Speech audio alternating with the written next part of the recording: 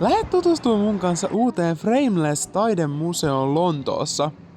Tänne kansi ostaa liput etukäteen, koska tänne pääsetään aina vain tietty määrä ihmisiä. Me ostettiin liput, mentiin QR-koodilla jonoon ja meidät päästettiin sisään. Ja onhan tää nyt aika huikean näköinen paikka jo pelkästään NS eteisaulansa puolesta. Teokset, mitä täällä näytetään, on vanhaa, lähes kaikkien tuntemaa taidetta, ja pääseekin tässä ihan aula-osiossa niihin tutustumaan, ja sen jälkeen mennään erilaisiin huoneisiin. Ja nämä huoneet on rakennettu niin, että sä astut periaatteessa siihen taideteokseen sisälle.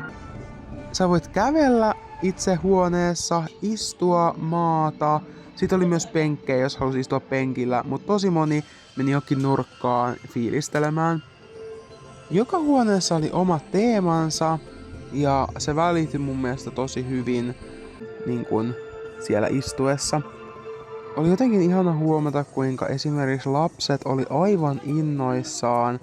Ja tää huone oli ihan yksi mun lemppari. Siis mä olisin voinut jäädä tänne koko päiväksi istumaan. Se oli niin omalla tavallaan herkkä, mukaansa ottava ja siis jotenkin aivan ihana huone. Mä toivon todella, että tämän paikan fiilisenergia niin kun välittyy tämän videon myötä, koska tää on sellainen paikka, missä ihan jokaisen pitäisi kerran elämässään käydä.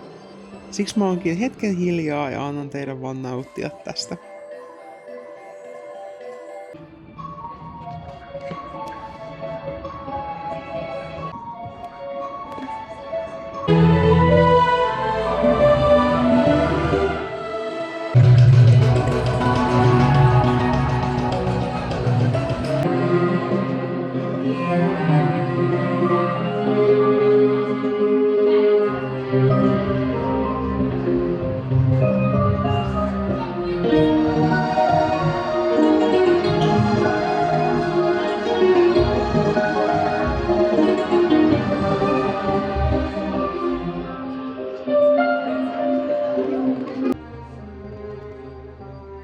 Tänne kannattaa varata tosi hyvin aikaa. Täällä on myös matkamuistomyymälä sekä ravintolakahvio, jossa voi käydä nauttimassa vaikka kahvia tai välipalaa ja mennä katsomaan seuraavaa huonetta ja näytöstä.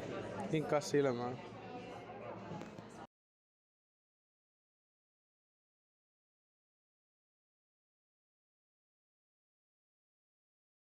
Ihanaa, että katsoit tänne asti ja mitä ajatuksia sulla heräsi tästä paikasta?